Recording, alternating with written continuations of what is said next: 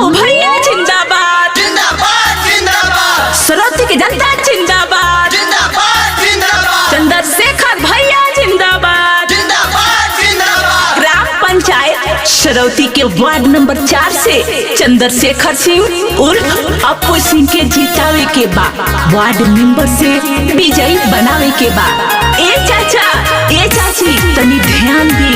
अब की सबके खबर पहुंचावे के बाद अपन अपू भैया के विजयी बनावे के बाद जन जन के चहेता चंद्रशेखर सिंह उर्फ अपू सिंह के भारी मतों से विजयी बनाई अपन बेटा के शान बढ़ाई।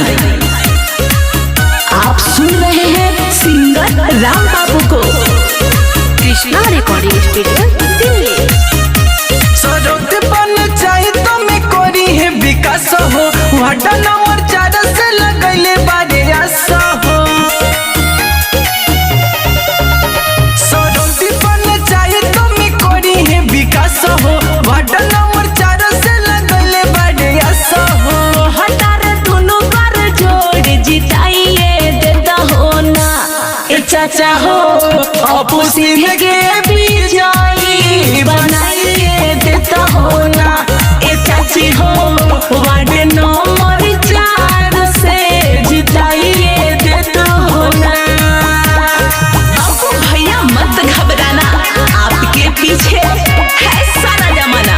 अपू भैया जिंदाबाद जिंदाबाद जिंदाबाद। सरौती की जनता जिंदाबाद जिंदाबाद जिंदाबाद। केहू के हो नाही करले निराश हो। मदद के जे भी लेके आवेला आस हो।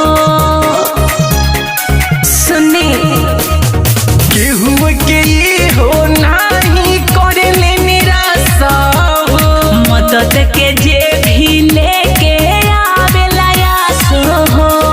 इनके बहाला चाचा जादू बरसाइए देता हो ना काका हो अपू सिंह के विजयी बनाइए देता हो ना।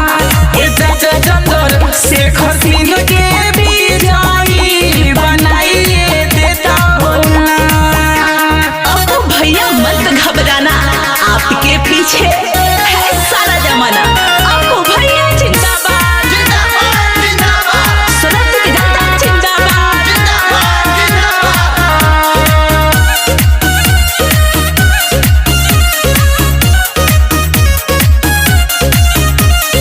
होखी है सहारा ई तो गाँव के गरीब बना के। पेंशन कर रही है सेवा करे ले लाचारन के।